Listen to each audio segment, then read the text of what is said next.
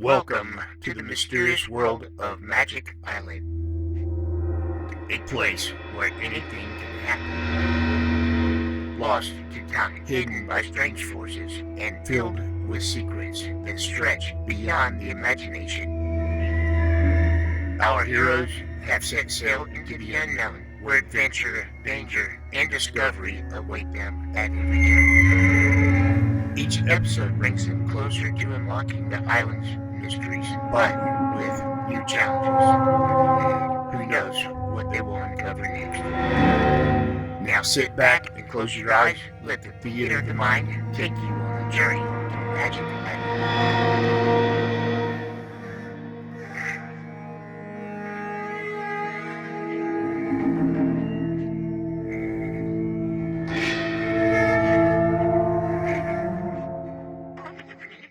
The magic island of Euclidia is an unusual, fascinating, and weird place. But what is more important to Mrs. Gregory and her party right now is the fact that the magic island is also a very dangerous place. Safely locked in their cells 90 feet below the surface of the island, the Gregory party is planning escape when a knock is heard at the steel door outside their chambers. Captain Bradford goes to open the door, and a ray gun puts him to sleep for a good long time. When Patricia opens the same door a few minutes later, believing that the automatic ray gun would be good for only one shot, another steel partition at the end of the corridor gives way, and a great wall of water is rushing at them as Jerry, Joan, and Pat try to close the door. It's too late, Jerry. It's too late. No, it isn't. Shove on this door. Push hard, Mother. Oh, I'm doing my best. All together now. Push. It's nearly shut. Come on. Push. Harder. Push. And we are. We're doing it. Oh, boy. Oh, Jerry, we did it. Oh, you're very strong, Jerry. Oh, sure I am. But that was plenty close. That water must have been coming down that hole 5 feet deep. Oh, yes, Jerry. It was all of that. Looked as high as my head. Well, we got it stopped anyway. The wall of water had not reached this door in the full force of its intensity, however. What appeared at some distance as a wall of water 5 feet high was in reality no more than 18 inches in depth at this door. Oh, all right, Joan. Go ahead and make it look as if we haven't done anything. No, Jerry. Sure, Joan didn't mean it that way. Okay, forget it. Hey, look at Tex. He is in the water. Oh, he'll drown. We must get him up at once. Well, we can try. Come on, give me a hand. But that magnetism. Oh, I can raise his head above the water. Then the pull of magnetism is gone. Yeah. Say, that means those Euclideans are on the island again. Come on. Let's get Tex up on a bed. Then you and I can make a dash out and see what's going on. Tex is breathing evenly. He didn't get any of the water. No, Mother. His face was just above the water line. I was watching that. Oh, no wonder you weren't pushing on that door. Please, you do. Help me get Tex up. Okay, Yes, Mother. here we go. All right. Oh, come on. Oh, he sure is heavy. Jerry, how many times must I tell you that you should say surely is heavy and not sure is? There you are, Mrs. Gregory. I'm wading around in water over my ankles, carrying the heavy end of a 200-pound man, and she takes time out to give me a grammar lesson. Sorry, Jerry, but you stand it well. I can take it all right. Now, let's ease him down over here. Oh, this will do nicely. Oh, dear. Tex is heavy, isn't he? His normal weight would be greatly increased by the total relaxation induced as a logical effect of the ray. Yeah, and he weighs more, too. That is precisely what I said, It Jerry. was not. You said that... Jerry. No more now, please. I'm sorry. You were always saying you were sorry, but you never make any attempt to improve your habitual method of procedure. What's the matter with my habitual method Oh, of... Jerry, please. Oh, sorry. What's the use? Come on, Joan. We're not doing any good here, and Tex will be all right as long as he sleeps like that. Let's sneak out for a quick look around before any of those Euclideans get a chance to come down here and see how we're living under the water. But the water, Jerry, we will not be able to open the door now. You will have to postpone your look around. I don't think so. That water was shut off just as quickly as it started to flood. Why would you think that? You didn't hear a sound of it after we got the door shut, did you? Well, no, that's true. But these chambers are soundproof. You would not hear the water even if it still rushed at maximum velocity. Maybe and maybe not. I'm going to have a look. If you must be silly, I will accompany you, Jerry. Oh, will you two please be very careful? Oh, Jerry, The water. Yeah, it ain't. Not ain't, Jerry. No water either. Look on this floor. Why, the water is gone.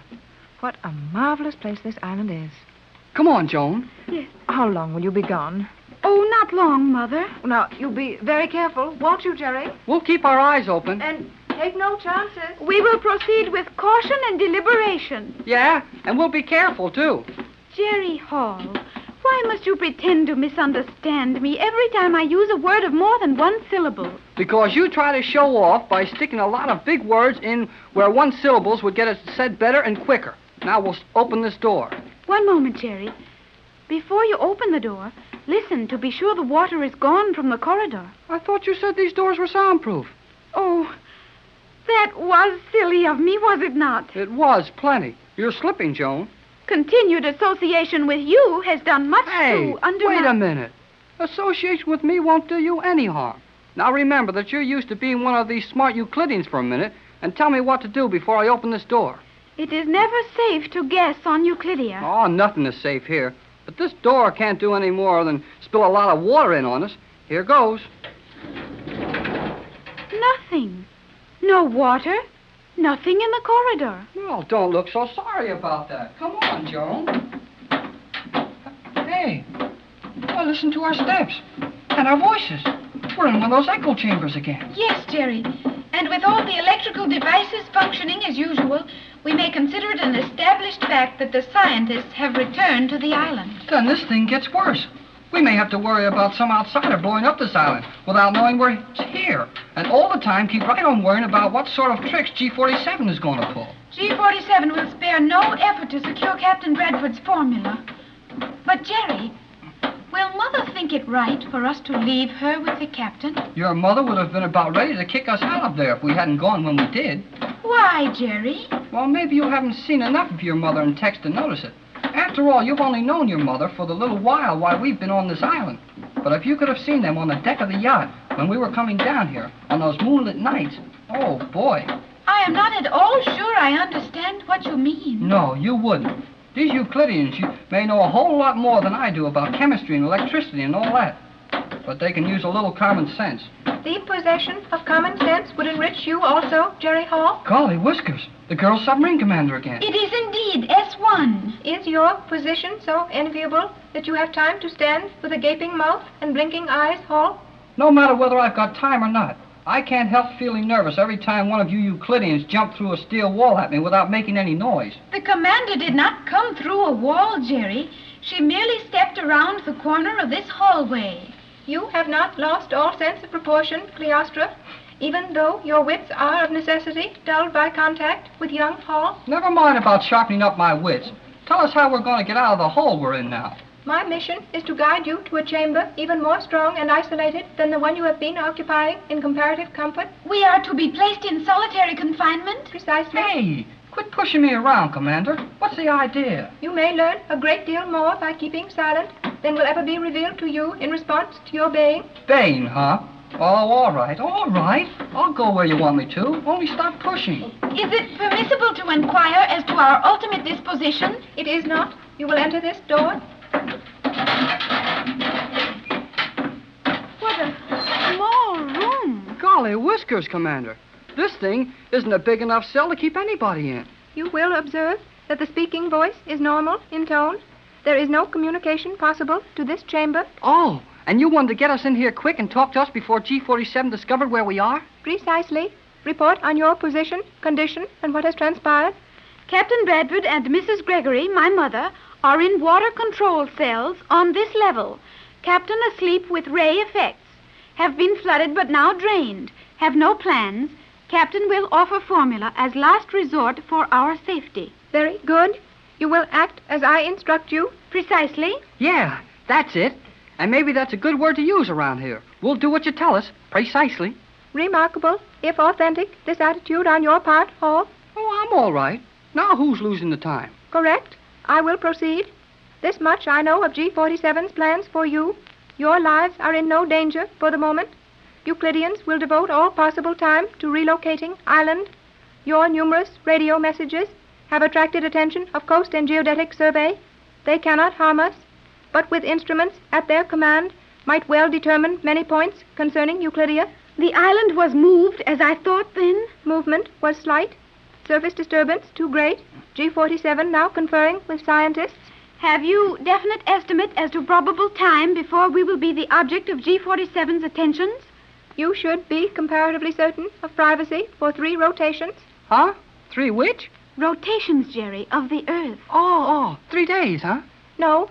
Days are periods of daylight on Euclidia. The complete cycle throughout any period from a given second one day to the comparable second the following or preceding day is a rotation. Oh, okay. 24 hours then, huh? As time is roughly figured in your world, yes. Never mind the cracks about my world. What do we do, Commander? That you must plan for yourselves. I have given you 3 rotations of assured privacy. Must I do your thinking for you as well? We will evolve a plan. Yeah, we might even get an idea.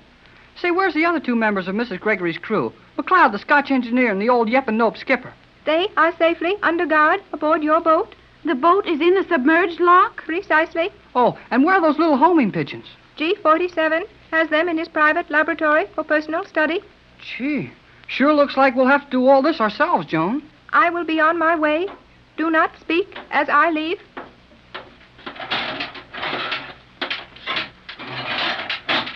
Golly whiskers, that girl sure comes and goes fast. The commander risked her life to bring that message to us. I know it. Boy, she's a swell girl. And is she good looking? If her beauty is so attractive to you, Jerry... Oh, forget that stuff, Joan. You don't have to worry about her. Gosh, she's 22 years old. But even if she is pretty old, she's all right. Do you prefer the commander to me? Huh? Jerry, I like you very much. Oh, okay, I like you too.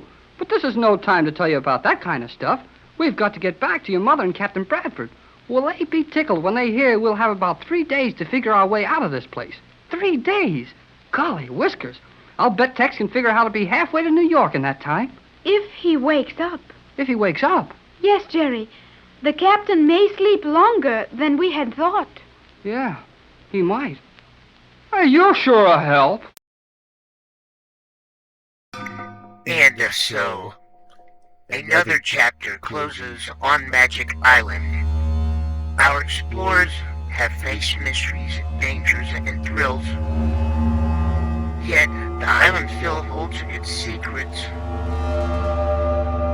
close. What lies ahead? New allies or unexpected foes? Make sure you join us tomorrow to find out what awaits on Magic Island, where the adventure never ends. Right here on Golden Age Radio, rumble.com/C/GAR. If you're too impatient to watch all 130 episodes, 1 per day, there's a link in the description so you can watch all the videos you want all together.